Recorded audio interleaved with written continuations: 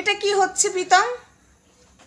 এটা তো ঠিক হচ্ছে না। যখন ডিভোর্স হয়ে গেছে, হ্যাঁ 6 মাস বাদে ফাইনাল হবে, তো এটা কি হচ্ছে?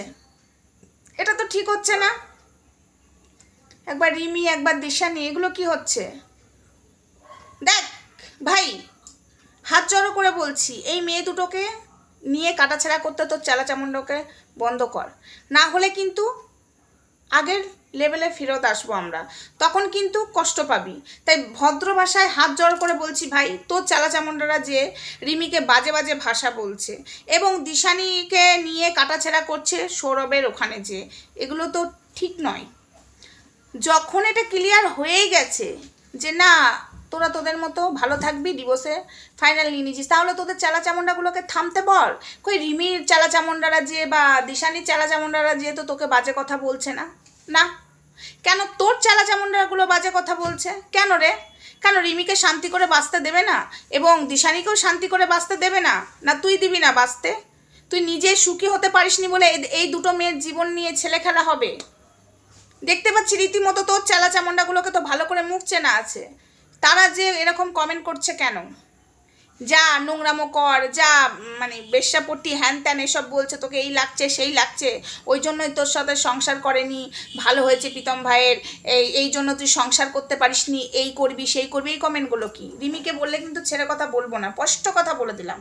রিমিকে যদি এই ধরনের কমেন্ট করে প্রীতম, তোর দিকেই কিন্তু যাবে, তোর দিকেই তীরটা মারবো, কারণ তোরই চালাচামুন্ডারা করছে।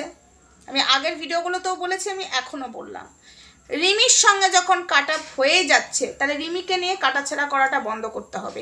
তোর চালাচামুন্ডাগুলোকে তুই ভিডিও করে বলবি সোশ্যাল প্ল্যাটফর্মে, না হলে তুই পার্সোনালি বলবি। এর পরেও যদি করে, আমি চাই সোশ্যাল মিডিয়াতে বল, পার্সোনালি না। এর পরে করলেও তো তোর চালাচামুন্ডাগুলোকে একটু ছুলতে পারবো, তাই তুই সোশ্যাল মিডিয়াতে বল, না হলে কিন্তু খারাপ লেভেলে যাবে। রিমির মতো ভালো আছে, এই যে রিমিকে তাতানো হচ্ছে, রিমি রেগে যাবে, আবার রিমি রেগে যেয়ে গালাগালি দেবে, রিমির মা চেঁচাবে, রিমির বাবা চেঁচাবে, তখন আবার একটা নতুন কন্ট্রোভার্সি হবে। রিমিকে খোঁচানো হচ্ছে আগে থেকে, রিমি তো শান্ত আছে, রিমিকে খোঁচানো হচ্ছে আগে থেকে, রিমি খোঁচে যে যখন রিমি রেগে যাবে, স্বাভাবিক। আমাকেও যদি কন্টিনিউ কেউ খোঁচায়, আমি তো রেগে যাবো। এই যে সুকানের বাচ্চা 4 মাস ধরে খোঁচাচ্ছিল এবং এখনও খোঁচাচ্ছে, আমি রেগে যেয়ে ফায়ারিং হয়ে যাচ্ছি, সেম জিনিস রিমিও হয়ে যাবে।